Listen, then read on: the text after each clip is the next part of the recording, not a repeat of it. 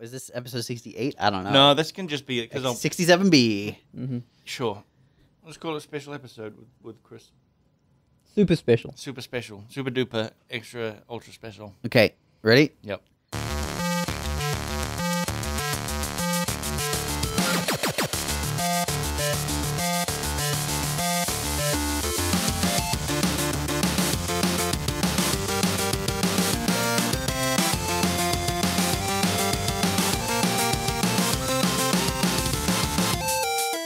Hey, welcome to Super Duper Extra Ultra Special Episode 67B with Part 2. Part 2. Part 2B. Part 2B.1 with Chris Wilson. This is what I was told to call this episode by Blake. You can blame him for that. We're going to continue our talk of just basically games probably and a bit of food. And possibly a bit of food. Is the old tradition of Genghis still happening with new employees? No, we scaled up too much to stop. Well, who was the last? No. Who was the last? I can't remember. Because I think I was fairly late on that. Like Yeah. I got in on the Genghis. For listeners, there was a tradition for new employees to go have dinner with the founders of the company. But obviously, as the company grows more and more, and people get busy and have lives, it becomes harder and harder to do that. Well, yeah. I remember when I joined, it was probably like 6 months until you guys said, "Hey, we take new employees to." I've been here 6 months. I went with a couple of other like newer employees as well. Yeah, it's been a number of years since we've done that. Partly because like weekends get busy with business calls and that kind of stuff. Because if you're dealing with companies in other countries, then evening is when you can talk to them because they're awake then. Yeah, how has being in New Zealand made running this company more difficult? And are there any advantages to running a company in New Zealand? It's fine. It's still on Earth, right? You're not on the moon. It's okay. This is, well, at least on the moon you'd have probably better time zones. It couldn't be anywhere else because we're in New Zealand. We weren't going to go overseas to create it. You know? Yeah. So, I mean, New Zealand, like comparing with other countries, you don't really get tax breaks. Like in Vancouver, you get a lot of subsidization, so we don't. And Interesting. That's fine. The government can spend its money on other things. Yeah. It's fine to hire staff. You've got while New Zealand has a smaller pool of people, there's good schools. Like Media Design School is excellent, and we've got a lot of our artists from there. It's not a problem to get visas for international people generally if they're good and the company's in good standing, so that's okay. You have the attraction of being able to tell the staff you get to live in New Zealand and show them newzealand.com, which is not entirely a lie, it just doesn't show Auckland. Does it not? There are parts of Auckland that are all right. I've seen Which parts? Hey, man. Wait a minute. the parts where you can't see much but trees. There was, when I walked up Mount Eden and realized I was standing on the rim of the volcano, that was a cool moment for me. Everything's a volcano in Auckland. Yeah, I think that's awesome. Like people like to crap on Auckland, but this city is awesome. It's awesome until you get a new volcano, which happened a couple of hundred years ago with Rangitoto. Oh, yep. Everyone's just minding their own business and then lava. Yes, yeah. But I mean, that's done now, right? On average, every 200 years, would you? Uh-oh. And when Rangitoto was when? That was a couple hundred years ago. Okay, cool. So, cool. Next one's coming up real quick. So we were talking about business models a little bit on the last podcast, towards the end of the episode. I wanted to talk about where do you think the business model of video games is headed? Like we've had some, there's been a pretty clear shift towards free-to-play over the last, 5 years, give or take. Probably more than that at this point, really. And we've had some huge, like, cosmetic free-to-play successes, like Dota 2. And we've had, box games are still a thing. And we've had some hybrid models where you buy a game and there's some, like, microtransaction stuff in there, like Overwatch. Where do you think there's going to be a new model? What do you think is the future of games? I feel that the most important advancement in business models in the last couple of decades has been about price discrimination, where initially you have two prices for a game. You've got the price it costs to buy it, and you've got the price it costs to pirate it. And you're going to pay either one or the other, where piracy is $1 or $2 for some discs, and buying the game is $60 or whatever. Yeah. US. And so those are the two models, and people would pick whichever one they could afford. Sure. And so with free-to-play, you get the interesting thing where people can pay however much they can afford. The guy who would pirate the game doesn't pay any money because he's not going to pay any money, but might convert to one who does later if he gets addicted to the game or wants to buy something. And someone who is going to spend money, who would happily have paid $60 before, they might be willing to treat it like a hobby where over time they'll spend hundreds, if not thousands of dollars. Like, people have hobbies. They build model train sets, they do skydiving, they collect Magic the Gathering cards, in my case. You know, they do things, and hobbies do cost quite a lot of money when you're doing them professionally. Yep. You know, some people's hobby is drinking, and that costs them a lot of money. It's just a thing where people will spend money on something they enjoy that kind of defines their life. And for a few people, that's a free-to-play game like Path of Exile, and they can spend thousands, if not tens of thousands of dollars. So with previous games where you can sell it for $60, you could only get the $60 from the rich guy who's willing to make it his life, and he'd have to spend the money on other things like buying collectibles off eBay related to your game. So that's why people made collector's editions, because now you can get $200 from the rich guy who's really, really keen on your product. Right. Free-to-play gives you the ability to get an unlimited amount of money, but then you have to be responsible, and the way everyone's doing free-to-play right now, including us to some extent, isn't probably how it's going to end up, right? There's things like mystery boxes in games that at some stage there'll probably be legislation about to, you know, make sure everyone's responsible. And while we try to be responsible, you know, I'm sure the legislation will affect the way that we have to treat our mystery boxes. Sure. For example, in China, the new legislation this year requires that you disclose all of the odds. And so now that we see that happening in China, we figure it's not too long before it happens elsewhere. And so we've made sure with our last few mystery boxes to be pretty clear about how all the math works with them. Yeah.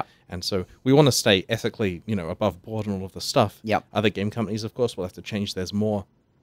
But there's a lot of bad stuff happening with business models in the game industry, and I'm hoping that there's enough outcry for consumers on the things that they don't like. You know, for example, directly paying for power in competitive games, Right. that it does cause more and more companies to come up with something which works well for the customers as well as for themselves. Yeah, that seems very fair to me. Are there any games recently whose business models you learned anything from? I enjoyed seeing in Fortnite the model where when you get your mystery box, there's a chance it upgrades to an even higher tier of mystery box when you open it, which they did. They've got this pinata which you hit physically, and so there's a chance that when you hit the pinata made of paper, that inside's a metal, like a silver one, and then when you hit, there's a chance it becomes gold and gets a top hat on it. That's pretty And cool. they did it. I mean, they made literally Unreal Engine because they're Right. epic, so Yeah. they did a great job of making it look really cool. But it's that moment of like hitting the ultra jackpot, which is cool. And I'm not saying there's going to be mystery boxes inside mystery boxes in Path of Exile, but Right. I do think that that's a way of injecting additional feel-good moments into that process of opening, or relatively mundanely opening a mystery box to get the best things out of it. Right. I mean, and traditionally, at least with us, we have not seemed to put much sort of time and money towards the experience of getting a microtransaction, or like, and that includes opening up mystery boxes, where you would just purchase the thing, and then the thing would turn into a different thing in your Yeah, inventory. you mean the like when Blizzard, you open a mystery box and it's like a big thing with a nice It's got its own explosion, section. It's got its you own know, and screen. it's all handcrafted to feel as nice and rewarding as possible. Yeah. I mean, this we're happens- just like, you just buy it and you got it. Yeah.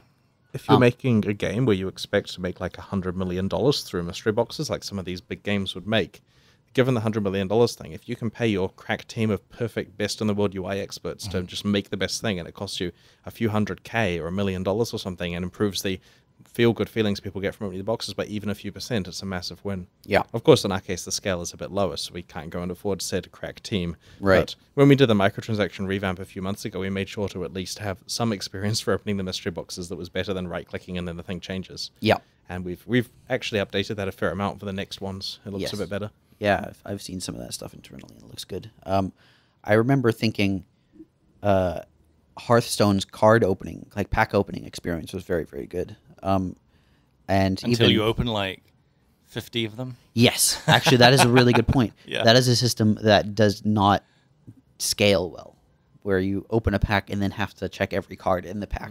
And there's only 5 cards, but you know, at the start of a new expansion or whatever, you buy 50 plus packs. That's, you know, a lot of cards you have to click on. What do you? This sort of relates to another question I've had, which is like repetitive behavior in games. There are some positive aspects to having repetitive behaviors, and Path of Exile, in fact, sort of leans on some of these repetitive behaviors. And then there's like the point where repetitive behavior becomes annoying. How have you had to sort of distinguish between those two? Like, what do you find helps in creative positive repetitive behaviors versus annoying repetitive behaviors? An example of a repetitive behavior, as far as I'm concerned, is something like in Path of Exile. Your inventory gets full and you've got to go back to town to either control-click the stuff into your stash or control-click it into the vendor. Yeah. And decisions have to be made there. Yeah. And one could argue that to eliminate this, we could add some system where you can do it from the field. But in this case, that behavior comes with like the ability to take a bathroom break, the ability to get your quest rewards, the ability to complete a trade you were trying to do, the ability to actually just take a break from playing for tonight because you look at the time and realize you've got to go to work in 3 hours or whatever. And so there's good aspects to some types of repetitive behavior. There are also things where the community make it really clear that they're just sick of doing something over and over when it's annoying. And so in those cases, it's important the developer listens to the feedback. And you know, we've tried very hard to take that into account when people are vocal about certain things they don't like. Let's ask another question from a user here. This is a good one. This is one we asked a few people. This is from Ocelix. What are your top 3 game design concepts an ARPG should have? So we have a lot of pillars we built Path of Exile on. I believe that itemization that has a heavy amount of randomness is important, and there's a lot of things that make good items, and this is a very broad topic to get into, but an example of something that affects items is ideally you should be able to feel each individual item mod. Now, sometimes we don't achieve that in Path of Exile. Can you really feel the last plus 18 life that you have? Maybe not, but in general, we try very hard to make it so that in the absence of the mod is something your character can feel. And this is achieved a lot better than certain games where they just have too many slots. Like if you look at a character in an average MMO and the number of mods that are on each item, you get to the point where there are several hundred things affecting you from items. And this is one reason why we don't have a pants slot, you know, because there's no, and we don't have, you know, more than one ring, for example, on each hand and so on. It's very easy to spam a lot of slots because it feels better to have more, or to make a new type of rare which can have 11 mods rather than 6 on it. Right. But it's not necessarily going to help, it just dilutes things. So anyway, that's an example of a pillar there. The second thing that's very important to us is random levels. For action RPGs, it's critical that whenever you play the content, it feels remixed slightly, because it helps your brain think you're having a new experience, which you are, even though you have played through the Mudflats a couple of times by now. Sure. And so the more levels of randomness that we can add in there, like maybe you encounter Elrion, maybe you encounter Haku, maybe there's a tormented spirit, maybe there's a prophecy. There's all sorts of things which make the experience different than the last time. And of course, when a few of them combine together, you get really crazy situations where, you know, 2 types of tormented spirits have jumped into the same essence monster and there's whatever aura near it and so on and so on. Sorry, before I'm curious because we have a lot of random elements, and every league there's always a chance that we add another random element into the world. I always struggled for games like League of Legends with the idea of memorizing 120 different characters, each with 4 skills, and then all of their possible loadouts and all of this, and having to understand what beats what. And this is a problem that like collectible card games like Magic the Gathering face, where in the standard format, there's probably a few hundred cards you have to remember, but then in the vintage format, there's, you know, thousands. And we're getting to a point where there's a lot of mechanics in Path of Exile. Have you considered what that sort of burden of knowledge, what impact that has on, say, new players or returning players? Certainly, and we try very hard to meter stuff out so that it gets introduced at certain points in the game, so it's not just a big spam of everything occurring at once. But some mechanics are okay if they are self-explanatory. Like, for example, the Tormented Spirits. You encounter one, and you think, what is that? This usually leads players to try to kill it. And when you kill it, you get an item. And you can just treat the Tormented Spirits as a guaranteed rare. You kill them, you get an item. Okay, so that's better than most monsters in Path of Exile. Except over time, you'll realize that chasing them into other monsters nets you more items overall.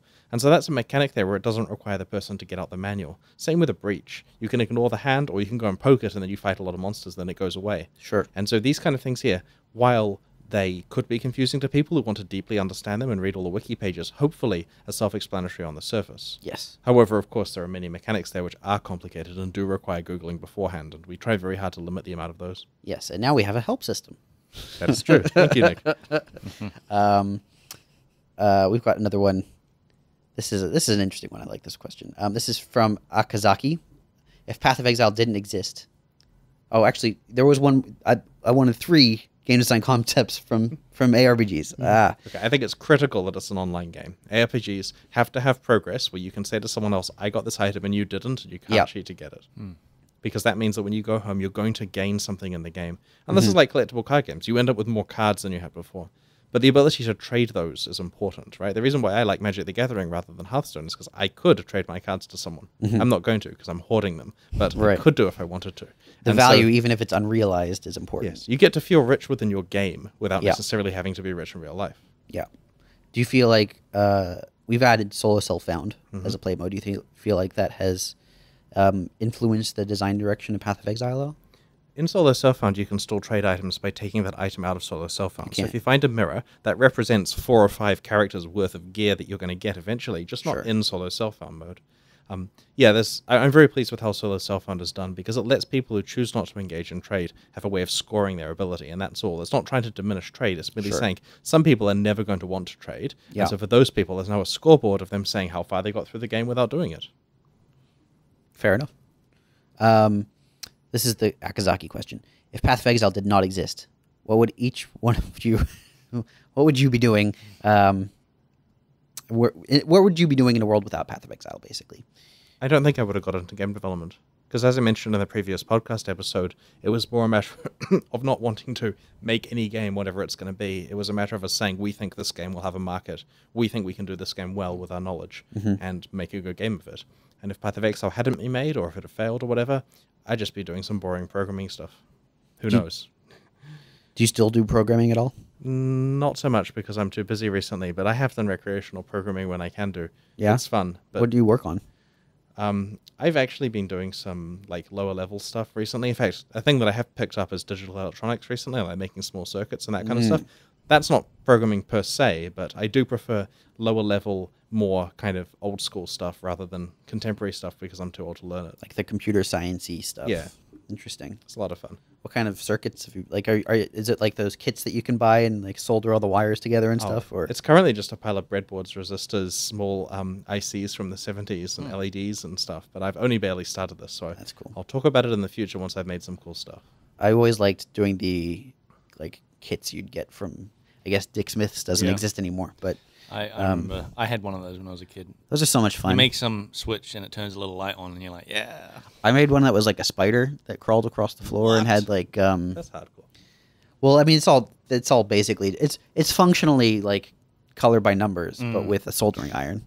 Army of Yeah, Robots starter kit? Yeah, basically. From what I remember, you get those kits, and there's like a book, like a little booklet of different things that you can make out of it, right? And Nope. Really? Not mine. Not yours? Mine was specifically build this robot man. spider thing. Okay. Yeah, I had a little book of like all these different things that you could do. So you could make something, and then, like I said, a little light, and you turn it on, and you go, "Oh, that's cool." Or there's ones with like little motors or something like that. Right. Yeah. So, Vernon, did you ever done any sort of No, I was more of a Lego kind of guy. Lego's great. Yeah, just Lego's putting pretty like cool. blocks together. Jonathan's been getting into Lego recently. Oh. Have you not seen his desk? Oh yeah, I Yeah. saw he's got some crazy Lego stuff on his desk. He's it's moving real cool. house, so he brought the stuff into work where it can be unmolested. You know, the movers don't touch it. So that's why his office Bring into is a room getting with full. 100 people. Yeah, Where yeah. no one's gonna. No one will touch Jonathan's Lego. He's got a giant Saturn V rocket. Oh, is that Lego? Yeah. Huh. I thought it was like something you made in high school. Or something. No, and he's I also didn't know got that was Lego. everything on his desk. Not everything. Like his computer isn't Lego. He didn't make a Lego monitor, but Yet. yeah, that's a future endeavor. He's got like a car that's made of Lego Technics, I think, and he's got like a crazy mining thing. Yeah. Oh, Those yeah. giant German mining crawler, whatever they're called. Years ago, we were talking about in the old office having a Lego shelf where we just make some Lego stuff and put them on the shelf. And I got like really into this idea, but the old office had no room for it, so I was really looking forward to moving, and then totally just never did anything about it. We could put some space aside in the rec area for that. Yeah, we should totally do that. Near where the vintage gaming area is. Yeah. We're hardly using our vintage gaming area anymore. Thinking it's sad people aren't watching enough movies in the office. Yeah. Like we watched Yeah. Dread, and that was awesome. That But was then fun, years went by. Yeah, well, so we've been talking about possibly doing a screening of The Room in advance of the Disaster artist. right? yeah, that's the one. I keep calling it The Masterpiece because that was the original Oh, right. title, but the book is called The Disaster Artist. So Yeah. I don't know what's wrong with my brain. That projector is actually a 3D projector. No. What? Seriously, if you get 3D glasses, and I don't know which type it uses, might be the polarized ones. Okay. But it will technically let you watch 3D movies. That's awesome. I had no idea. Okay, cool. 3D The Room. I don't think that exists. Although they did shoot it should. with two with two like cameras at once. So I don't know if it was exactly shot Can't have for been. 3D, but Can't they be. shot it on film and HD video or whatever at the same time. Like they, like that whole. You should read about the making of that. It's amazing. I'm just gonna watch the movie. Yeah, you could do that too. Are there any hobbies other than we know you're like a very fond collector of Magic cards? Are there any other hobbies that you partake of? That's a relatively busy hobby. Yeah, that's you. That's true. I've recently started the digital electronics stuff, but Yeah. that's not got far enough yet. Okay. So those will be the two hobbies. Okay. What got you interested in electronics? I saw a YouTube video where a guy made some pretty cool stuff using just simple components, and it got me to realize that I did all that in computer science. Like, I theoretically know what's needed. Like, I Right. could theoretically get a big piece of paper and draw out how it should all work because it's in my mind somewhere. So Wow. I figured, well, let's test that out, you know? Yeah.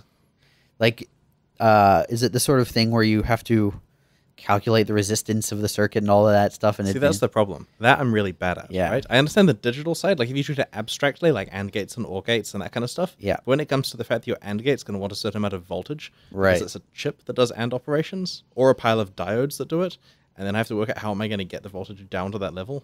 Yeah. And theoretically, I've done that in school, but that's before the cutoff when I started paying attention. Yeah. I remember in 9th grade, we did like some electronics thing, and they taught us all about how to like read what the resistance was on the resistor, and never told us why. Like they give us all of this like, you know how to do things, you just don't have the context for why this is good, and so all of that knowledge just Oh man. slipped managed away. to find a pack of resistors of different resistances from Hong Kong for $1, including shipping. That's- 600 resistors for $1. Whoa. eBay is crazy. Yeah, it really is. I love shopping on eBay. I brought some garbage there, and I'm just not going to get into it. I've but never bought any- holy shit. Thanks for bringing it up. No, Yeah. tell us what you bought. What'd you buy? Just some garbage. I brought Why new would you put keyboards. Someone else's garbage. Yeah.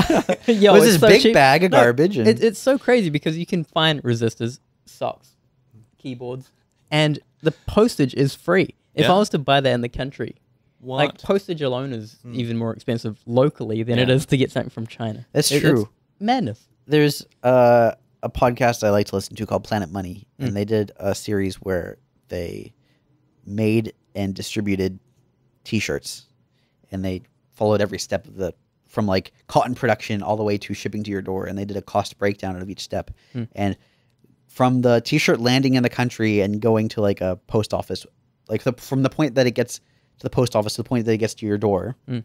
the 4 kilometers or whatever it is by far the most expensive step. Oh, yeah? Yeah, by like a huge margin. Huh. I don't understand how you can get things so cheaply from China. It doesn't make sense to The me. shipping is subsidized by the government. Oh, yeah? Oh, really?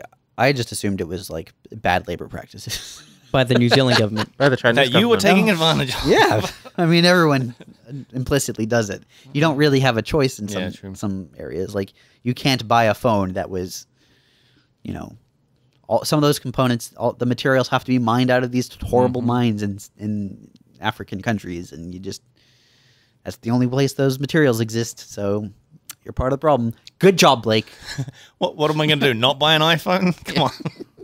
It's true. That's really like it's kind of hard to exist in the tech industry without a smartphone. Yep. This is a question from Hion. What book or film, and I'm going to skip the or game because we already know the answer to this, had the strongest impact on you in terms of inspiration and is a big part of who you are today? So book and film, because we already know Diablo 2.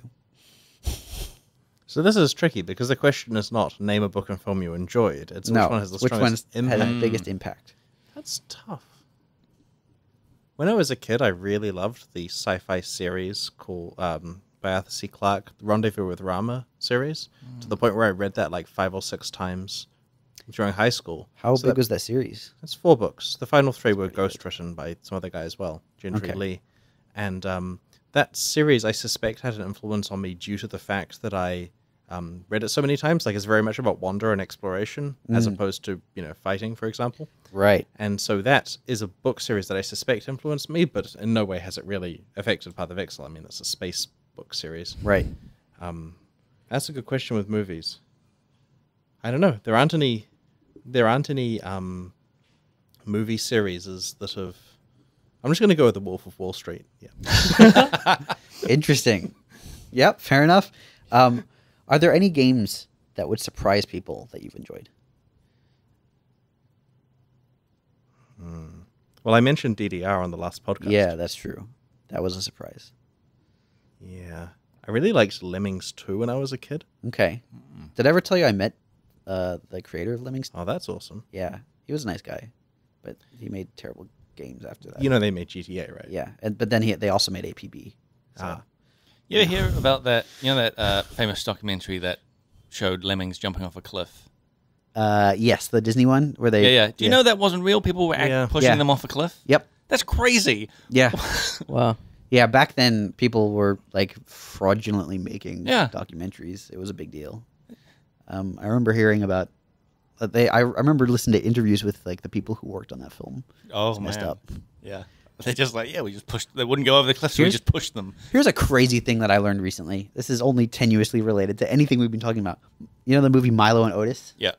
First of all, tons of cats and dogs died during the making of that movie. Oh, really? Yeah. Bummed But me out. besides that was a Japanese movie. Dude, I only just found What? that out like this year as well. What? Yeah, yeah. Isn't that crazy? I Yeah. had no idea. I always thought it was like the most English movie ever.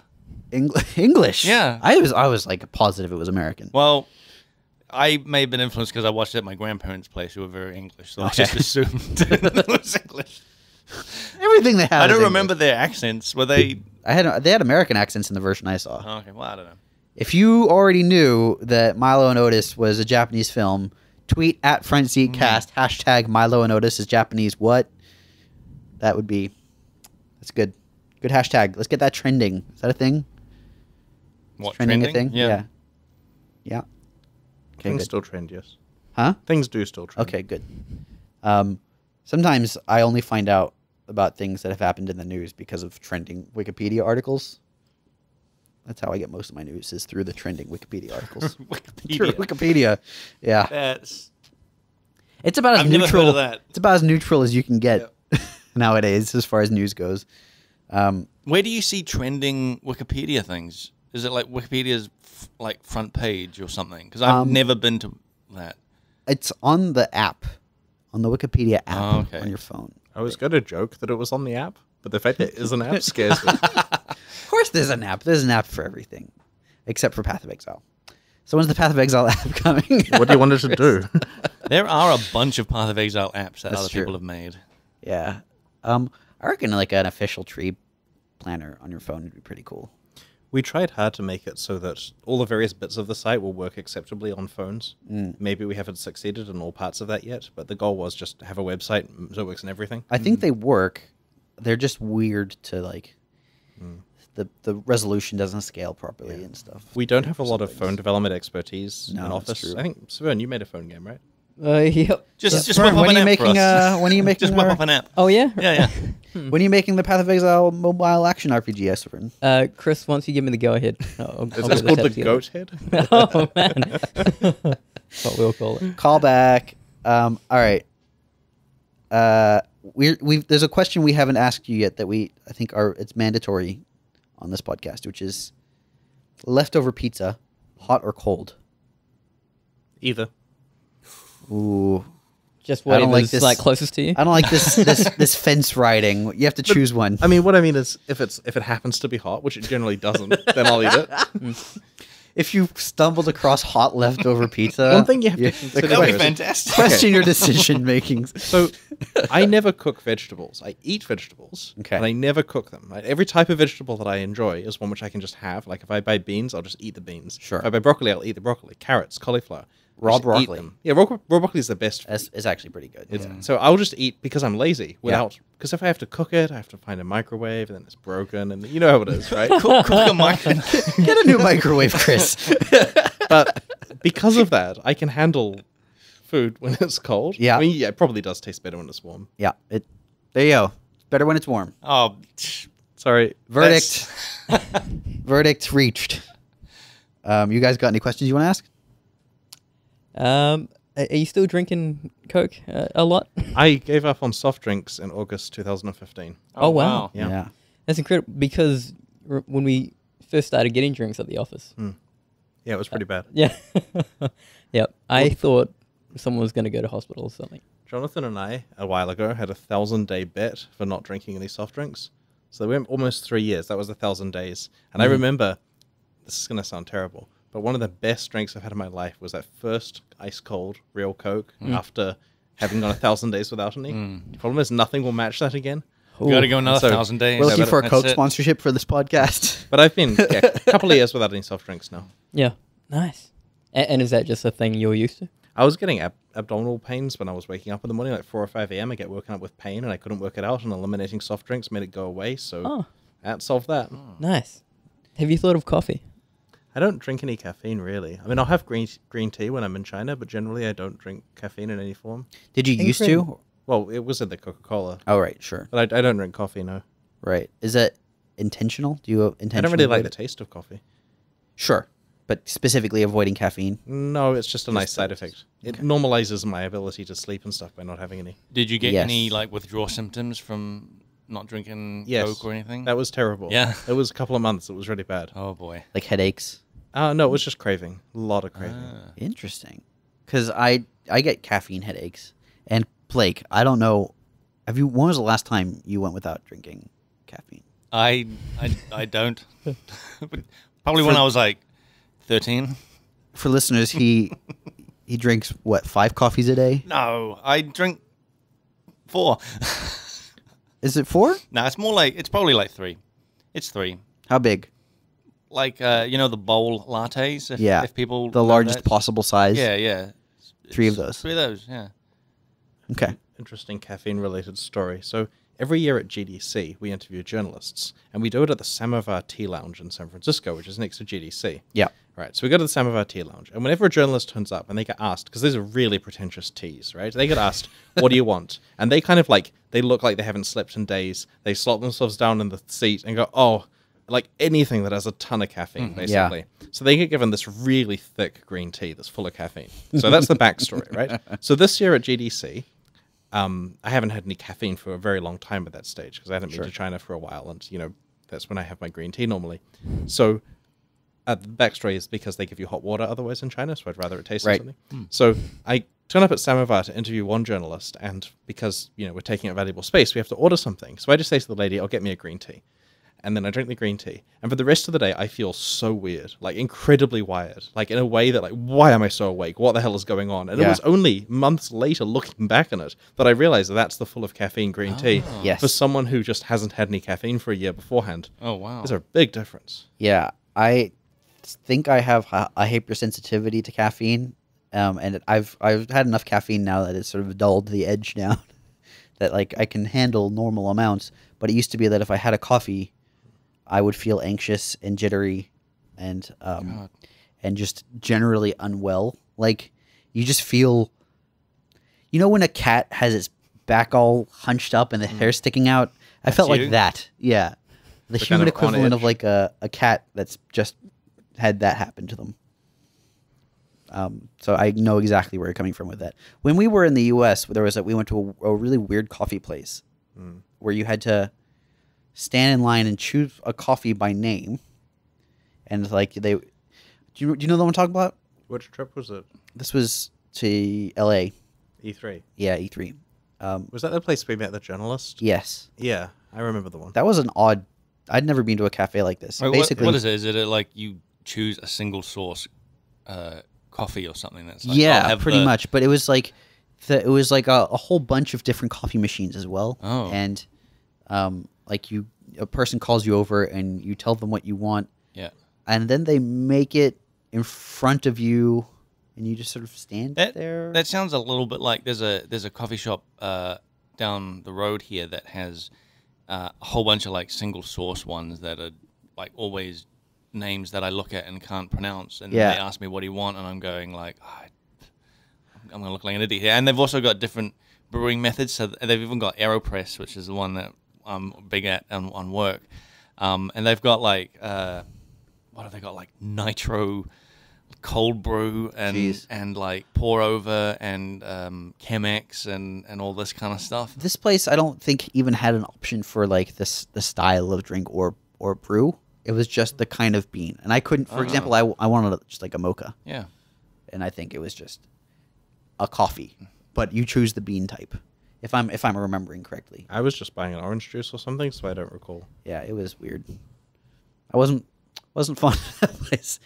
Guys, keep it simple. Give me options for mochas. If you open up a coffee place, just put mocha on the board. Doesn't matter. What do you think of the place we go to? Mojo that we just went to, that they Hate have it. one called Steampunk. I mean, that's fine. Yeah? I don't You're okay with that? know, man. I get frustrated with places that take things too far, Yeah. and that one's right on the cusp. Right. Like, it's less hipster than the other place you like. Oh, yeah. Blake loves hipster coffee. Yeah. So does Severn, actually. Shit, no. No, I actually hate it. What about Remedy? That was cool, but that's all I'll give it. Remedy Wasn't cool. You know, for listeners, Remedy is like, it's got old board games on the walls and old books and like an old arcade machine, and all the people serving there have like mad tattoos and stuff. Like it's that there's like kind of hipster. 15 people in the kitchen, which is about I Yeah. don't know 3 by 3 feet. Yeah, and well, even the like the dining area, the drinking area is seat- tiny. And one of the seats is a snowboard. Yeah, one of the seats is a snowboard. All the seats don't match. All the seats look like they're from like 50s school. What I hate about that place is it's in one of the busiest spots in Auckland. Yep. But it looks like it's being run by a homeless person. Yep. Yeah, the seating outside is crates with like potato sack on top of cushions. It just makes me angry. Just guys, I love that place. I decided it's no good for like taking too many people there because it's so small. there's no indication that all of the money that you're spending is being put back into the company. That's the problem I have with that place. Well, I think they're buying more knickknacks. Do you see how many Rubik's Cubes they've got? All those donated toys, those definitely donated toys, the ones that all look broken. Yeah, I've seen them. Yeah. All right, let's ask another question. Oh man. Ooh, this is a good question. I don't know if you can answer this one, but let's ask it anyway. This is from Space-Time Density Modi. It's a good name. What would a Path of Exile trading card game look like? That's a good question. I don't know if I can. No, I'm kidding. Have you thought about it? I've had team members come to me with, Chris, brilliant idea. We should make a trading card game. As though it's something we haven't considered. Right. But our reasons for not doing it are mostly that we don't bandwagon, if you see what I mean. Like VR came out, we didn't do it. Mobile came out, we didn't do it. There was the MOBA surge, we didn't do it. Right. We're trying very hard to focus on what we know. But that's not what the question was. What would it look like?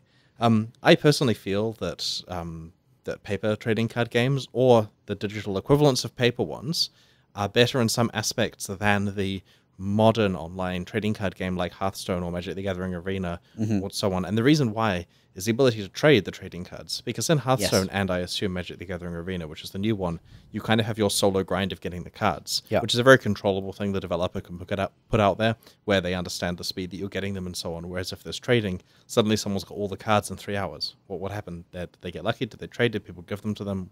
And Right. it's, you're in less control of the actual game. But it's more fun as a player to have cards that you can hold over other players. Again, the whole items are tradable thing is important. So I believe that a trading card game with actual trading is probably the kind of thing we do. Having said that, I don't think it's something our company will necessarily branch out into. Funny story, though. So people make custom Magic cards. It's where they mock it up with some art and that kind of stuff. And it's a popular thing that there's competitions for this online and so on. So back in the day, Eric used to make some fake Path of Exile Magic cards just to have fun, make his own little custom set and so on. And he'd post bits and pieces online to get feedback on these prior to us having announced the game. And so what's interesting is people looking back and going, I found this art, custom Magic card forum from years ago where there were these cards here that are like, if we'd have noticed that was there, it would have technically been spoilers of Path of Exile stuff, because you have like a chevron card, for example, that kind of stuff. So a lot of the characters in the game have actually been prototyped up in that form by Eric in advance, which actually helps with the world building to have a look at what minimal amount do we need to represent this character to get a point across and to get its theme across and so on. That's a cool. I'd never thought about using like functionally a card as a a planning tool. That's very interesting. And there are Steam trading cards for Path of Exile. That's true. And they have art that doesn't at all represent what happened in game. Yeah, I've actually never seen The chevron one is those. particularly weird.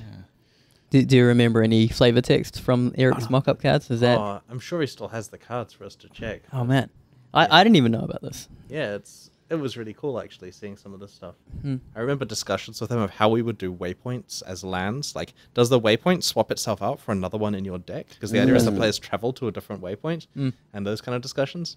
That's awesome. I mean, that's mostly for fun because we all enjoyed playing Magic, and of Yeah. course, it's wizards can come up with their own designs. They don't need our help. Do you have a favorite Magic set? I like all the cards. I like That's older. a very, huh? I like older sets quite a lot. Okay. Do Yeah, you have a particular one that resonated with you? Anything from the era when I first started playing around Revised, which was back in 1994 or so, is very special to me. So all the stuff around then, even though many of the cards are objectively way too powerful or objectively way too terrible, that's really cool. Okay. More modernly, I like the first Zendikar set, which came out, coming on like 10 years now, but that one was a lot of fun theme-wise. The landfall. Yeah, it had land. And the concept of getting hidden treasures in the packs where they took a Right. whole bunch of valuable original vintage cards and put them in the packs. So I persuaded myself, it's going to be me who opens one of these. I'm going to open one. So I turned up at the pre-release. Now, it's very important to know that the Newland pre-release started half an hour before the other ones in New Zealand. Because I wanted to be known that I was the first person to open one of these in the world at a pre-release event. Because New Zealand's ahead of all the other time. I checked. There are no pre-releases in Tonga or Samoa. If there were, Well, then we'd have to find out if the cards were opened there. I was going to say, yeah. I thought you would fly over there. But I mean, I'd persuaded myself I was going to be lucky and open one. Then when I opened one of these old valuable cards in one of the packs, I then had to check to see if I was the first person to have done so legitimately as a consumer, because of course they would have tested some packs to open them out. Anyway, this is all bullshit. It might not have actually been the first person, but yeah, it's. What did you get? I got a Savannah. It's a revised dual land. That's pretty Yeah, good. it was good. I Yeah. gave it to one of our staff for their birthday a few years later. Nice. That's a good. He needed gift. it for his EDH deck. Who's this? Mark? It was Mike Fitzgerald. Of course. Okay. Cool. Did you meet Brian through Magic or I met Diablo? Brian through Diablo 2. Oh, okay. And then you just happen to hear that he's like a Yeah. legend. That's I- Brian Weissman. That's the correct. Yeah. Magic the Gathering Hall of Famer. Indeed. So Yep. technically not Hall of Famer. Oh. And there is a Hall of Fame that he isn't in, but he is very famous for his own Yes. things. He pioneered basically control as a archetype in Type 1 back in the day. So I was actually taking a break from Magic by then. I stopped when the Homeland set came out in 1996, and I was, getting into high school and girls and that kind of stuff, and didn't want to play Magic anymore. And so, yeah. Yeah. And then in university, when, I was definitely serious with the person that would eventually become my wife and didn't have to care about girls anymore, I got back into Magic. So it's kind of one or the other. It really is one or the other. You can't do both. Have you ever tried to get her into Magic? She's played at like pre-release tournaments and stuff. She couldn't handle it. She plays very methodically and doesn't like to be on a clock. And pre-releases are all about getting a lot of people to have a lot of games. That's true. I brought Carrie to a pre-release one time, and it was so hot that she almost passed out. Okay, did she cry? Because Vicky cried. Oh, I don't think she cried. No, but she was Like definitely uncomfortable. Joyful tears. No, she was stressed out by the clock. But what's awesome is Yeah. now there's a guy who was playing against her, or I can go up to him and go, bear in mind, I'm a larger guy with a jacket and a shaved head, and I can go, you made my wife cry. And then when you fought him with cards. No, he and I actually did get to play together about 6 months earlier in the finals of a tournament. It was a Pro Tour qualifier where the winner gets to go to Japan to represent New Zealand. Wow. And I remember, he's much better than me, much better than me. Like, I had no chance. The fact I was even in the finals is a lucky fluke, and there's a long story behind that. But I was saying to him, dude, if I win this trip to Japan, I am not going. I'm not going to represent New Zealand because it's an obligation to have to pay to take your wife. And he says, oh, no, my wife wouldn't be keen to go. So anyway, he wins the tournament, and his wife was definitely keen to go. So he won having to pay a couple of $1,000s to take her over to Japan. Wow. And bear in mind, the nature of the trip as well is that the nature of the trip is that you're having to do a Magic tournament. And so you can't really travel around and see stuff with your wife unless you're Right. willing to spend extra money staying there. So winning a Magic tournament is very cool to get to go to another country, but it's also an obligation to have to then spend money in that country if you're taking a family member with you. Yeah, that's true. Talking about board games, are there any board games you've played recently that stick out? I played a whole bunch of Catan a couple of years ago. Okay. Yeah, I got into a play group of Catan with my brother and Mike Fitzgerald, Jonathan, and so on. Mm-hmm. And we tried the Game of Thrones board game. We played that once. I was a really bad Lannister. See, I didn't Never realize. paid your debts. I didn't realize that catapults had no defensive capabilities. So I Okay. built the largest army of catapults around King's Landing. And then someone came in with like one knight, takes the whole lot. So the problem is now they, from their starting position, have wherever they started with and all of the King's Landing stuff. Yeah. So then they win because they just, this 2-hour game is over in 15 minutes because I wow. didn't know to build defensively. Uh-huh. Yeah. Interesting. That was quite bad. I was accused of handing him King's Landing. How does that game work? Is there Well, an So you analog open the you can? you open the box, Yeah. and there's a piece of paper that, well, I don't know if there's a piece of paper. This is just my mind, which is wrong. But either way, you end up on YouTube watching the video of how to play for half an hour because Yeah. it's quite complicated. Yeah. But yeah, it's kind of like a super complicated version of Risk, basically. Okay. With more different units and different rules. Have you played much Risk? At Christmas with my family occasionally. That game's frustrating. I used to really like it, and then I played against a guy who figured out that all you have to do is conquer a continent, hold that continent indefinitely while you build up troops, and then just sweep the board once you hit a critical mass. You also, if you can, start in Australia and then move out from there. I don't think he started in Australia. I think he held the U.S. Southern America is good because you can expand. If you hold North America, you can expand into Southern America by only adding one exit that you have to defend, which is nice. Yeah. Holding think Asia, though, like, you can't do that. Yeah. That's impossible. Yes.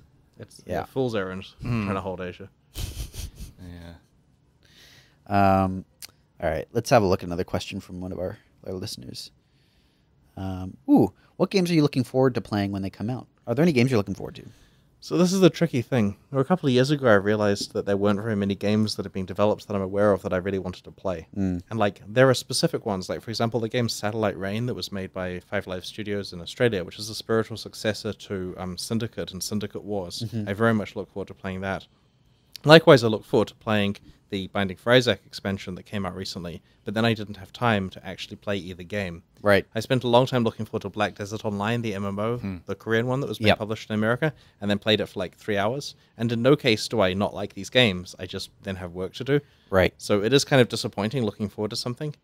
That Black Desert game, how much of that 3 hours was spent crafting your character? The character creation tool is amazing in that game. It's almost too much to take. Yeah. I had to basically just hope that I can change it later if I care, and then Yeah. just go with something. Yeah, that game is interesting. It's been doing pretty well. You played a little bit of that, right, Blake? Yeah, I haven't played any more, but it's it- kind of overwhelming. Yeah, you said it was like tutorial after tutorial after tutorial. Yeah, I don't even know if I'm out of the tutorial yet. How long did you play for? Probably like 3 hours, 3 or 4. That's pretty hours, intense. yeah. That's all still tutorial. I think it's the tutorial. It feels like it's a tutorial. There are two reasons, I think, why that happens. The first is they have this character, this like Black Smoke, dude, Yeah. who will tell you what to do for quite a lot of the way through the game. So Yeah. that's not that's like a soft tutorial where he's always giving you some kind of advice. Oh, you need to be going and doing Yeah. this kind of stuff next. But there's also the ability to press a key for your character to run to where you're meant to be at any time. So like, oh, you have a quest to go kill goblins over there 15 kilometers away. So in World of Warcraft, you'd have to go and trek your way over there, learning about the world, finding out how to get places. And in Black Desert, you press the key and don't watch your character run because you're on YouTube doing something else while waiting for them to get there. And so the combination of the dude popping up and telling you what to do and the fact that you kind of don't have to think when you travel from place to place, you just press the key. Yeah. Both means that you don't have good connection with the world and that you feel like you're in a tutorial the whole time. Yeah. I didn't like that. It also has, if I remember right, it had like one of those sort of golden trails to your quest goal, and I didn't like that because I liked the idea of exploring. It seems like a lot of games have de-emphasized, like, for lack of a better word, freedom. Yeah, it's just like, here's this big open world, but we're really gonna like tell you, no, these are the specific places you should go because this is like stuff to do. But I'd rather just, like in Horizon, be like, oh, I've got a quest to go to the other side of the continent. I never used fast travel. I would just go there because I get into adventures along the way. I don't mind fast travel. I do have a problem with spoon-fed gameplay. In fact, that was a question I was going to ask you, which was, how do you feel about like games that really hold your hand versus games that give you no instruction at all? This is tricky because I prefer playing a game that gives you less instruction. I Sure. like finding stuff out and feeling the mastery behavior of even understanding simple things. But then that's not necessarily the best way to make a game. Some degree of handholding helps people who are on the edge actually get into it. And this is something we face with Path of Exile, where the tutorials are probably insufficient to achieve our goals of having more people play the game. Yeah. But we have to be very careful to not hold the hands too much that an advanced player starts off and, basically gets put off by it. Yeah. Like, there are phone games that I'll install where I run it, and the tutorials get plastered on top of each other, and then they've got a promotion for today only for something which I don't understand because I haven't done the tutorial, and then I close the game without ever actually playing even a second of it because they've held the hand too closely. Yes. And so I'm very hesitant before we do too much more hand-holding in Path of Exile, but at the same time, there are players who are quite close to making the intuitive leaps required to understand certain systems. Good unique item, by the way. Intuitive leap. Nice. We fixed that on Xbox a couple of days ago. Good. People who know what I'm talking about will appreciate that. There was an exploit. Oh, we haven't even talked about 3.0. That thing. That's true. That's true. Oh, how was it for you? 3.0 was a significant project, partly because we had to release on 3 platforms as such. There was our regular version of 3.0, which was a handful by itself. And then there was the Xbox version, which was a complete, new version of Path of Exile, our, first console port. It's a significant amount of work and a new experience for us. And then the China version, which has significant deviations in some ways from the from our version from an art point of view, for local regulations and so on. And so doing all 3 of these simultaneously was a substantial undertaking. I tried very hard to insulate as much of the team as I could from worrying too much about there being 3 versions. Like, people ideally just focused on the one they were working on. But from an administrative point of view, it was a significant headache having to schedule 3 projects together, especially because we have to, for various reasons, lock in release dates for, multiple projects. At least one of them is going to have a firm release date, and that dictates the others, because no gamer wants to feel like a second-class citizen. We can't exactly go and release, a console or other country version of Path of Exile before our main international one, so that one has to come first. And then, of course, scheduling betas and so on around it, and the disruption it causes to our 3-month schedule that we're normally on means it was certainly quite an administrative undertaking to get it ready. In terms of the actual content in there, I think the team did an excellent job. And I'm really pleased about this because I didn't do a lot on 3.0 myself other than the making sure that it got released part of it. Like, I didn't actually make any of the areas. In fact, it was a while before I'd even played through all of the stuff. And so I am really pleased that the team was capable of making such a good expansion without me touching any of it like I would have done for previous ones.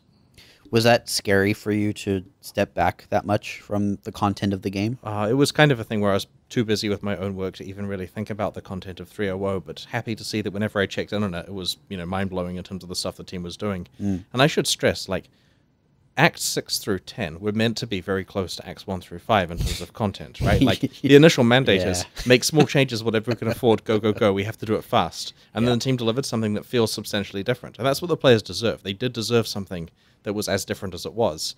But I was initially trying to sell something less than what they deserved in an attempt to get it done in a quicker way. So I'm very pleased that the team went and made a quality project. And sure, it took a few months longer than we expected initially, but thankfully we were able to schedule all of that, and it was released and successful and really big from a player numbers point of view. We did squeeze it in at the last minute. That was fun. It was fun. It was an experience. It was, yes.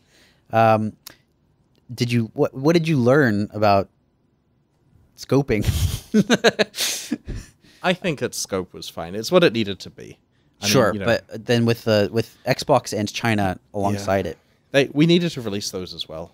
Like, we had to make our foray into console because it's the right time to do so. Yep. And we needed to release China because it had been in a beta form before that for a while while we were doing tests and so on. So it just had to happen that way, and it did.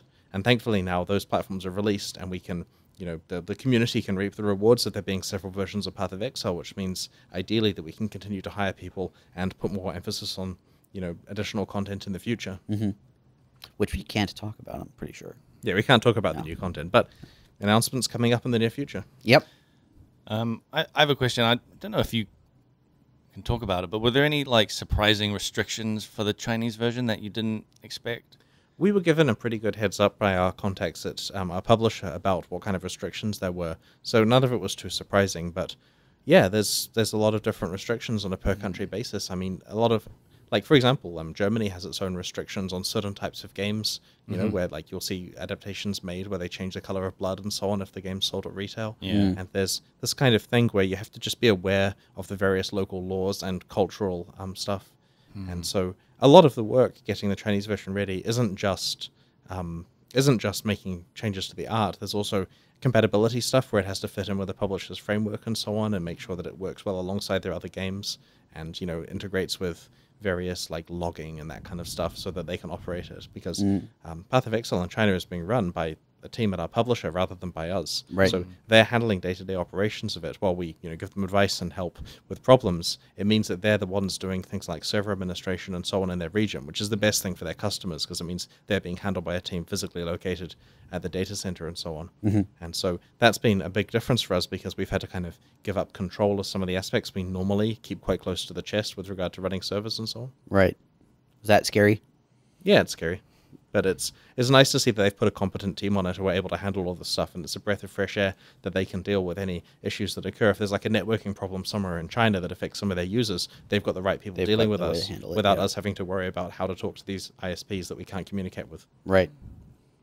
Here's another random question from one of our readers or listeners. Can't read audio.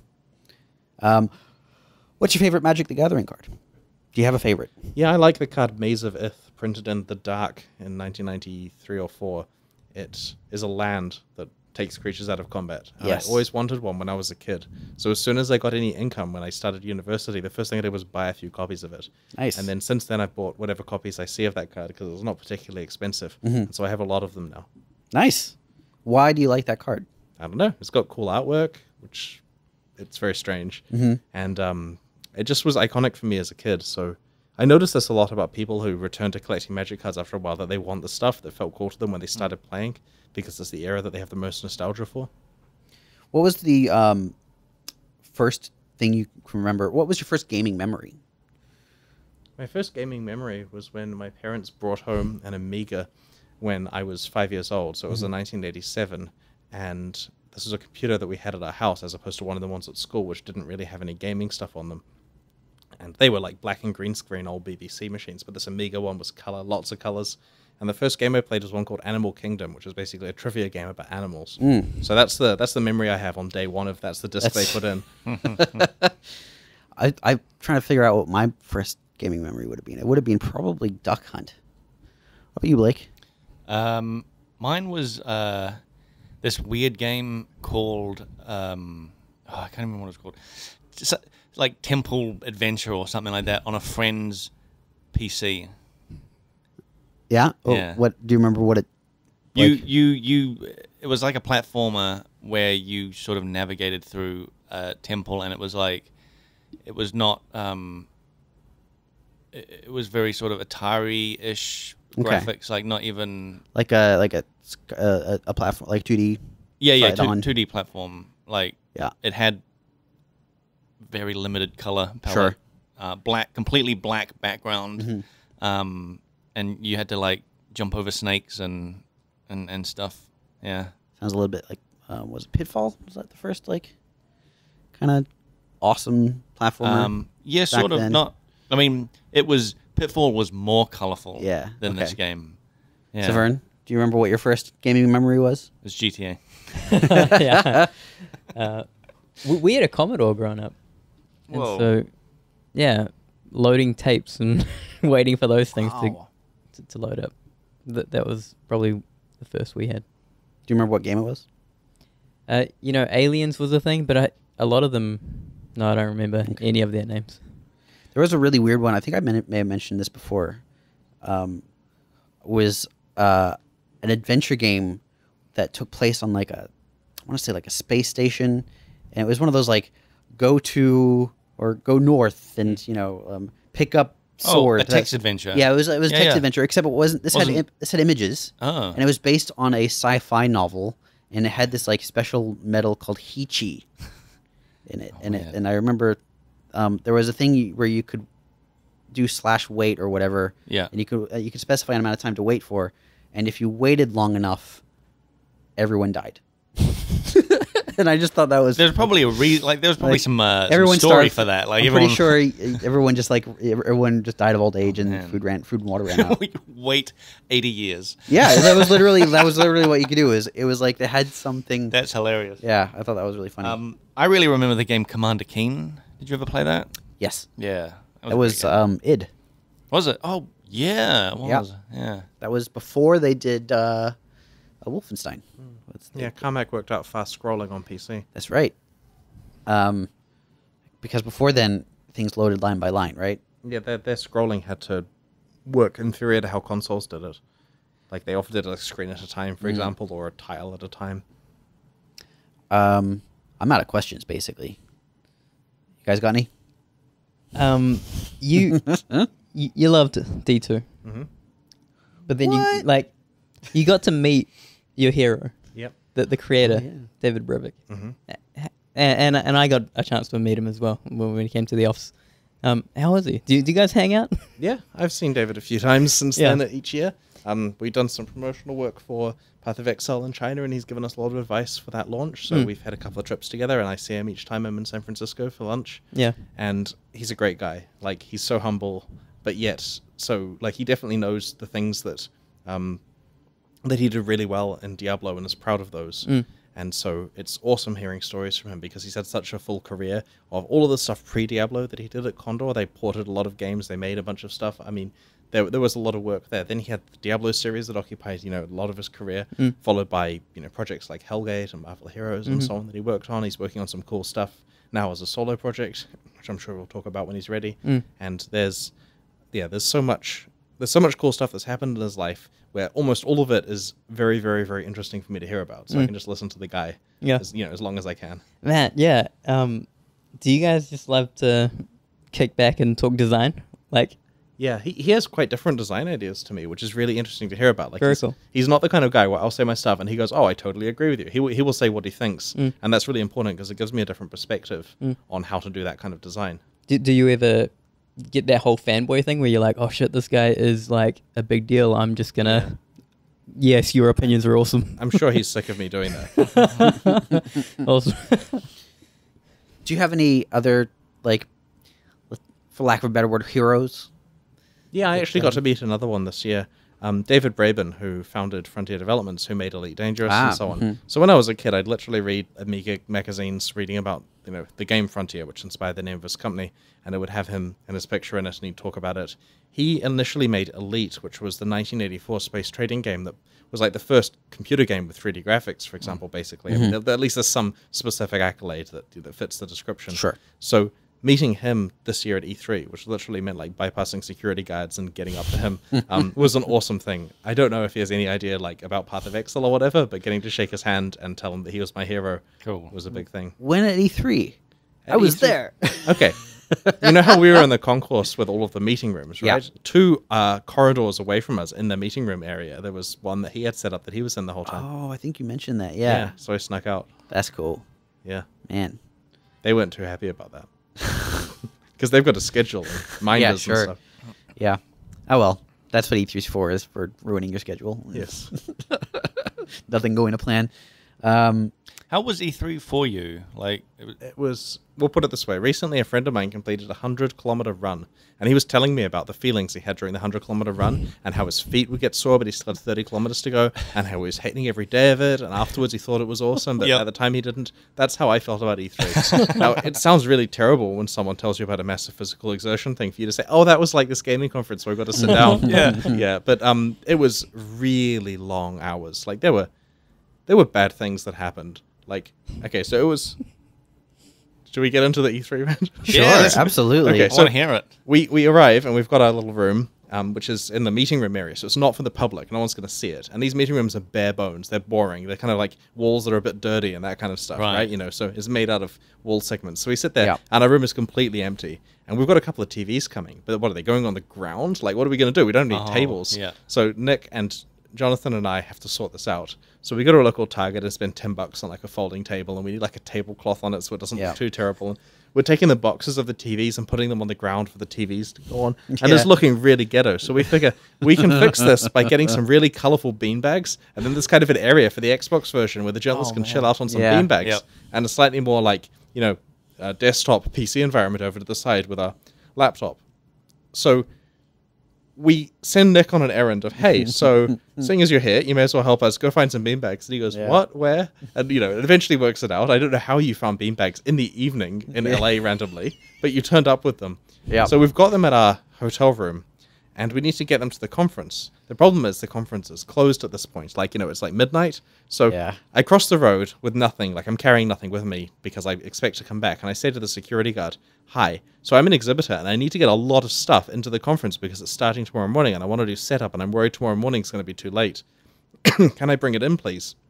And she says, you know what? A lot of people are in the same boat. And while we've been told to not let people in after midnight, realistically, people are coming in after midnight. So it's totally fine for you to get all of your stuff. And as long as I'm the security guard on duty, I'll wave you in and everyone's cool because, you know, you should be set up before the morning.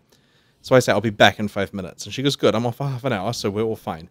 So I get the stuff, and I figure I can carry it all in one go. So, like, I think I dragged Jonathan along for this as well. Yeah. But we figure we've got 3 big beanbags, and they're heavy, plus bags of stuff like computer cables and a laptop and fact sheets and all sorts of heavy things that we need to take across, power supplies and keyboards and switches and all sorts of stuff. So we laden our stuff up so we can barely move. We kind of shuffle out of the hotel. Like, getting into the elevator with the stuff is difficult, and we have to shuffle through. Like, the people in the hotel are suddenly watching. Why are these guys carrying? And we're talking like really big, colorful beanbags. Yeah, there were primary colors, bright, huge beanbags, decent-sized ones because it's LA. So we get across the road, which is tricky because there's still traffic even though it's late at night and past midnight. We get to the front door and we're like barely able to move because of the stuff. We're really sore by that point. We get into the place with the security guard as she waves us in, and then we have to walk the like 800 meters through this convention center to get to the hall that we're in. So we go along the hall. We finally get there, and it's locked because like that part isn't open.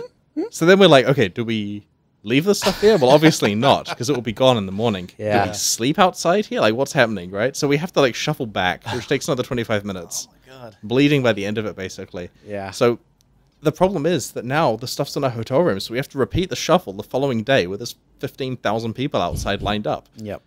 Wearing Path of Exile shirts with very bright. So people are like, dude, that's the Path of Exile guy. Take a photo. Oh, shit. So I'm sitting there like trying to check Reddit throughout the day. Yeah. You know, just to see when the dumb photos would appear. But thankfully it didn't. Yeah. E3 is surprisingly physically exhausting. Yeah. Because best case scenario, you're talking to journalists all day, every day. And you weren't able to sit down. Oh yeah, no, that was yeah. Because we ditched Nick at a separate booth to us because we were showing Path of Exile at both the Microsoft booth. They had the 4K version on the Xbox One X. Yep. And we had our own booth where we were showing the 4K PC one and a regular Xbox version. Yeah. And so Jonathan and I were talking to journalists there while Nick manned the show floor. Yeah. Sorry. That's all right. That's what I was there for. It was just E3, when you picture E3, you picture like awesome new games and new hardware, and you imagine it from it's like it sounds like Willy Wonka, right? Yeah, where you're just going around and looking at everything, not being you're not an Oompa Loompa. You don't imagine yourself as an Oompa Loompa, right? But also you kind of expect them to roll out the red carpet. Probably you expect to be like, I'll pick a fresh game off the tree and taste it, like. But in reality, there's 2-hour queues for everything. Yep. Crowds everywhere, grumpy security guards, security guards rather, sweaty nerds who, honestly, guys, take a shower before you go to E3. I got a bear hug from behind while I was walking along, and I thought this is seconds of my life left. Right? Yeah, it's pretty intense. Like, especially if I luckily am not very recognizable, but you're fairly high profile, Chris, at least higher profile than me, so. You were getting stopped quite a lot, and it's pretty intense. There's the tricky part is there's no time to actually see any of E3 really. That's true. Because we'll be busy the whole time, and then before and after, like when there are journalist appointments that you want to block in, and the journalist schedule is full, you just schedule it for the morning, and then there's business talks. Like I have to talk with everyone we're doing business with, and that involves a meetup at some point. So you get the kind of you're back. you're waking up in the morning at 5 o'clock to get some business stuff out of the way. Then you're trying to get to E3 before it opens so you can be ready for the day. You know, make sure there's enough bottled water so that you don't physically die. And bear in mind, there's going to be no internet there because everyone's cell phones are like, you know, using all that all up. So where we're in the concourse hall, there's just no networking. And of course, there's problems happening in the office back in New Zealand throughout the day that need attention.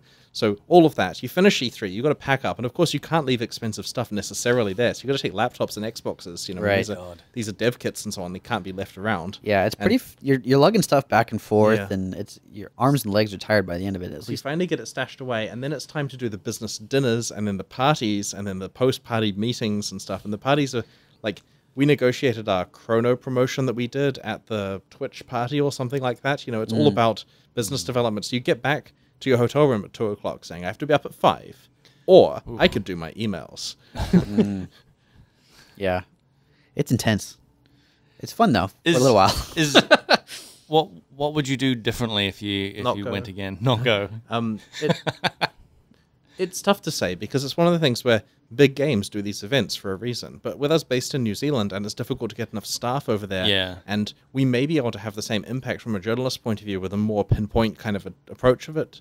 Like, we weren't trying to exhibit to the public at E3, just to the journalists, and it may have been better to just contact them outside of E3 time. So it was more of an experiment. And this was the first E3 in a while where they've opened it up to the public, so it was a different experience to even... like previous years where there's still a lot of craziness, but at least it's not swarms of fans who are just there to have a good time. Yeah. And I totally appreciate that if you're a gamer, you want to have a good time at E3. Unfortunately, E3 is not built for you to have a good time. E3 is built for you to stand in line for 2 hours. Because normally there's just journalists. Yep. The one thing that made it all worthwhile for us was the fact that Microsoft gave us a really good 4-machine setup of Xbox One X's at their booth. We got a good position. We were able to show the game to a ton of people at their booth, and that made it worthwhile because normally we wouldn't go just to do our own thing, but here Microsoft's putting a lot of effort in on their side to give us space. So we wanted to make sure we did it justice with developers who can answer questions about it and see what people's reactions are and so on. Yeah, and I got to see like some of the things that had to be tackled for the Xbox version before we launched. Like it was interesting seeing people playing a version that we otherwise hadn't really seen people outside of the office play. There was some really good feedback. Yeah. Cool. I think we're pretty much out of time. Thank you for coming in, Chris. You're welcome. Thanks very much for having me, guys. It was really cool. You're welcome back anytime. If you've got any questions you want to ask us, or we can potentially ask Chris and then get back to you, email frontseatquestions@gmail.com or tweet at us at frontseatcast. Facebook.com/frontseatcast is our Facebook page. Frontseatgamer.wordpress.com is our WordPress page. YouTube.com/frontseatcast is our YouTube page. You should rate us on iTunes and tell your friends. We're also part of the Australasian Gaming Podcast Network. That's #AGP on Twitter. We want to thank Leanne for our logo. Her Tumblr is Leanne Booton, Booton, .tumblr.com. We probably have a link somewhere. Yeah, we do actually. On Facebook. Andrew, who works at GGG for our music, he's got a website, Not For Nothing, NAUGHT for nothing.com. That's his band. Check him out. Check out his album. Yeah. Yeah. And rate it on iTunes, but rate us first.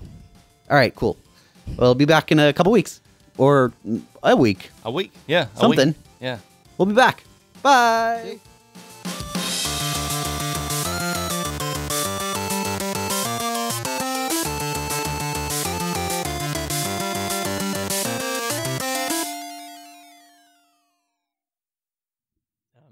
So no one's seen this shitty Transformers movie? I haven't seen it. Which one is this one? I don't know. It's like 4, I think. I have a mate that was like hardcore into Transformers when he was a kid. So was I guess. I think everyone was. So like we've seen all of them, but like this one is just this is. Yep. I can't even bother. Not even on the radar. Not even on the radar. It was Michael Bay's last one though, so ready for a reboot. Oh, is it really? Yeah. Shit, he checked out like 2 movies ago. Because it's like King Arthur and stuff. Yeah. And this girl's quest or something to do something. It's like it was another movie that then Michael Bay or somehow fell into the Transformers lap, and they're like, let's make this completely other movie a Transformers movie. I got 15 minutes into it. Yeah. And then I turned it off. Dude, I was just looking for like good movies to put on. Oh, man. And yeah, that's it. That's not a good Couldn't even get through it. No. Wow. It did the worst of all the Transformers movies. Oh, that's good to hear. Yeah. And the weird, like, because that was a weird thing with Transformers. Like everybody hated them, but they always did really well.